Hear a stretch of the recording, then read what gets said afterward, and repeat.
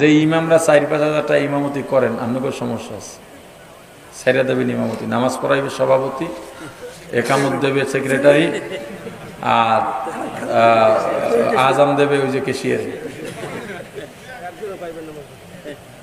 কোন ইমাম 5,000 10,000 চাকরি করবেন না, এত খেদমত করা লাগবে না ইসলামের।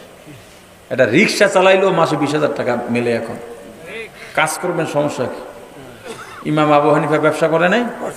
আপনি কত বড় বুজুর্গ হয়েছেন, কাসেম নানুতুবি রহমতুল্লাহ করেন নাই? আপনার আমার করতে সমস্যা কি? আমার দ্বারা কোনো হুজুর আলেম আইলি যে হুজুর কেমনে কি করবো, আমি বলছি মুদি দোকান দেন, নাইলে রাস্তার পাশে ফুচকা বেছেন, ভালো লাভ, চটপটি বেছেন। এটা কেমন, এটা মানায়? ব্যবসায় মানায় না তো মানায় কিতে? ওই ইমামতির নামে যাইয়া মরার দাওয়াত খেয়ে হারাম খাওয়ানে মানায়?